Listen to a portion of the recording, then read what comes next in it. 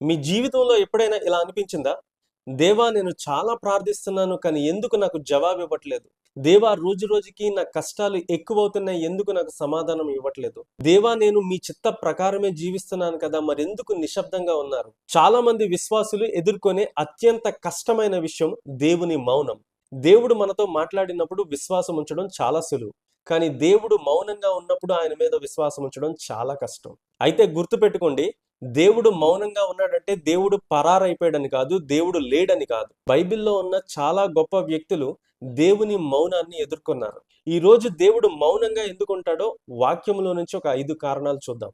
ఒకటి, మన విశ్వాసాన్ని పరీక్షించడానికి కొన్నిసార్లు దేవుడు మౌనంగా ఉంటాడు. మనం వాక్యములో యోబు యొక్క జీవితాన్ని చూస్తే ఆయన ఆస్తిపాస్తులను కోల్పోయాడు, పిల్లల్ని కోల్పోయాడు, తనకున్న సమస్తాన్ని కోల్పోయాడు, ఆఖరికి తన ఆరోగ్యాన్ని కూడా కోల్పోయాడు. కానీ దేవుడు మాత్రం మాట్లాడలేదు. యోబు ఏడ్చాడు, వేదన పడ్డాడు, ప్రశ్నించాడు, కానీ దేవుడి నుంచి సమాధానం రాలేదు. అయితే దేవుడు మాత్రం యోబుని విడిచిపెట్టలేదు, కానీ ఆయన కొంతకాలం తర్వాత మాట్లాడడం ప్రారంభించాడు. కొన్నిసార్లు దేవుడు మన జీవితంలో మౌనంగా ఉండడానికి కారణం మన విశ్వాసాన్ని ఆయన పరీక్షించడం.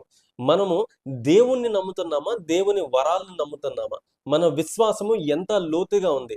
అనుకూల పరిస్థితుల్లో మాత్రమే దేవుణ్ణి మనం నమ్ముతున్నామా, ప్రతికూల పరిస్థితుల్లో కూడా దేవుణ్ణి మనం నమ్మగలుగుతున్నామా అనే విషయాన్ని పరీక్షించడానికి దేవుడు కొన్నిసార్లు మన దగ్గర మౌనంగా ఉంటాడు. రెండవ కారణం, దేవుడు కొన్నిసార్లు మనల్ని సిద్ధపరచడానికి మౌనంగా ఉంటాడు. యోసేపు జీవితాన్ని మనం చూస్తే ఆయన బాల్యంలోనే కొన్ని కలలు కాంచాడు. అవి చాలా గొప్ప కలలు, కానీ ఆ కలలు వచ్చిన వెంటనే ఆయనకు సింహాసనం రాలేదు. అయితే సింహాసనానికి బదులుగా ముందుగా ఆయనకి బానిసత్వం వచ్చింది, అపనిందలు వచ్చాయి, నిర్నిమిత్తంగా ఆయన మీద నిందలు మోపారు, నిర్నిమిత్తంగా కొంతమంది వ్యక్తులు ఆయన మీద పగబట్టారు. దాని తర్వాత ఆయన చెరసాలలో కూడా వేయబడ్డాడు. అయితే ఆయనకు వచ్చిన కలలకి, ఆయన జీవితంలో కొన్ని సంవత్సరాలు జరుగుతున్న కొన్ని సంఘటనలకి ఎక్కడ కూడా పొంతన లేనట్లుగా అనిపించింది. కానీ వెనకాతల యోసేపును దేవుడు నడిపిస్తున్నాడు. యోసేపును ఐగుప్తు దేశపు ప్రధానమంత్రిగా చేయాలని దేవుడు సిద్ధపరుస్తున్నాడు. అలాగే మన జీవితాల్లో కూడా దేవుడు మన పట్ల ఒక ప్రణాళిక కలిగి ఉంటాడు. ఆ ప్రణాళిక నెరవేర్చడానికి, మనల్ని సిద్ధపరచడానికి, మన పరిస్థితులను సిద్ధపరచడానికి, మన కుటుంబాన్ని సిద్ధపరచడానికి కొన్నిసార్లు ఆయన కొన్ని కష్టమైన మార్గాల గుండా ఆయన మనల్ని తీసుకుని వెళ్ళటానికి ఇష్టపడతాడు. అంత మాత్రాన దేవుడు మనల్ని నిరాకరించాడని కానీ, తృణీకరించాడని కానీ మనం చెప్పలేము. ఎందుకంటే ఆయన మన జీవితంలో ఒక చిత్తాన్ని, ఒక ప్రణాళికని కలిగి ఉన్నాడు. దేవుడు మనకిచ్చిన గమ్యాన్ని మనం చేరుకోవటానికి ఇప్పుడు మనం ఏదైతే మార్గంలో వెళుతున్నామో ఆ ఒక్కటే మార్గం గనుక దేవుడు ఆ మార్గం గుండానే మనల్ని ఆ గమ్యానికి చేరుస్తున్నాడు. మూడో విషయం, దేవుడు మన సహనాన్ని పరీక్షించడానికి కొన్నిసార్లు మౌనంగా ఉంటాడు. అబ్రహాముకి నీకు కుమారుణ్ణి నేను అనుగ్రహిస్తాను అని చెప్పి వాగ్దానం చేసిన తర్వాత 1 సంవత్సరం కాదు, 5 సంవత్సరాలు కాదు, ఇంచుమించు 25 సంవత్సరాలు దేవుడు అబ్రహాంకి సంతానాన్ని ఇవ్వలేదు. అయితే మన జీవితాల్లో ప్రతిదీ కూడా మనకి చాలా త్వరగా రావాలి అని మనం కోరుకుంటూ ఉంటాం. కానీ దేవునికి మరొక సమయం ఉంటది. దేవుడు మరొక సమయాన్ని మనకి నిర్ణయించి ఉంటాడు. ఆ సమయంలో అది ఇస్తే అది మనకి ఇంకా అనుకూలంగా ఉంటది. మన జీవితానికి, మన కుటుంబానికి క్షేమాభివృద్ధిని కలుగు చేసే విధంగా ఉంటదని దేవుడు తలుస్తున్నాడు. కాబట్టి మనం అడిగిన సమయానికి దేవుడు ఇవ్వటానికి ఇష్టపడ్డు, కానీ ఆయన మన జీవితానికి ఒక సమయాన్ని నిర్ణయించుకున్నాడు కాబట్టి ఆ సమయానికే అది ఇవ్వటానికి ఆయన ఇష్టపడతాడు. అయితే మనం మధ్యలోనే మన సహనాన్ని కోల్పోతాం, మధ్యలోనే ప్రార్థించడం మానేస్తాం, ఈ మధ్యలోనే దేవుణ్ణి దూషించడం ప్రారంభిస్తాం. అది దేవుని మనసుని గాయపరుస్తుంది. ఎందుకంటే ఆయన ఆలస్యం మన మంచి కోసమే. నాలుగో విషయం, కొన్నిసార్లు దేవుడు మన పాపాన్ని మనకి చూపించటానికి ఆయన మౌనంగా ఉంటాడు. అంటే ఆయన నుంచి మనకి జవాబు రావట్లేదంటే మనలో ఏదో లోపం ఉందేమో అని ఒకసారి మనల్ని మనం పరీక్ష చేసుకోవాలి. మనలో ఏదో తప్పు ఉందేమో, మనలో ఏదో పాపం ఉందేమో, దేవునికి మనలో నచ్చని విషయం ఏదో ఒకటి ఉంది కనుకనే దేవుడు మనతో మాట్లాడటానికి ఇష్టపడట్లేదు. అది సరి చేసుకుంటే, దాని నుంచి మనం విడుదల పొందితే దేవుడు మనతో మాట్లాడటానికి ఇష్టపడుతున్నాడని మనం గ్రహించాలి.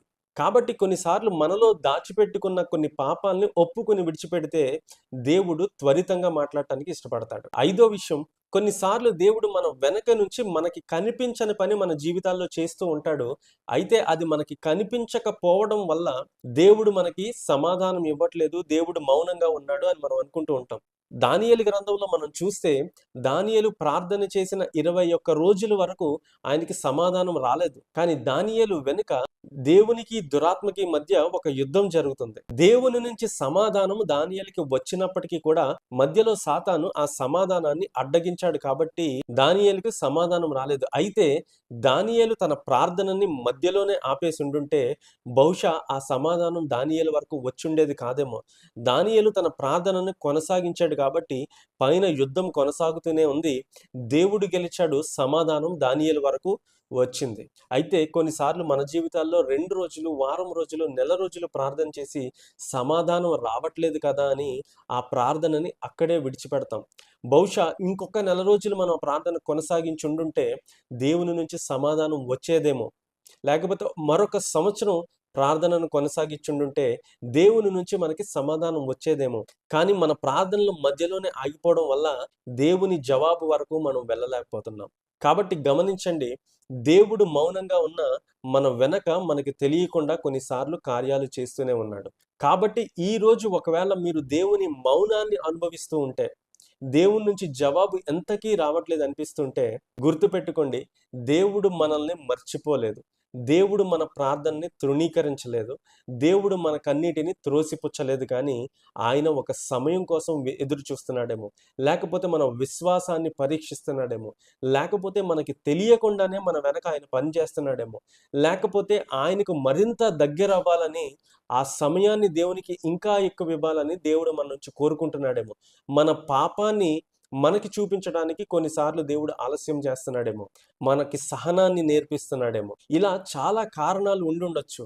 కానీ మనం చేయవలసింది ఏంటంటే దేవుని నుంచి దూరం అవ్వకూడదు. ప్రార్థన కొనసాగిస్తూనే ఉండాలి.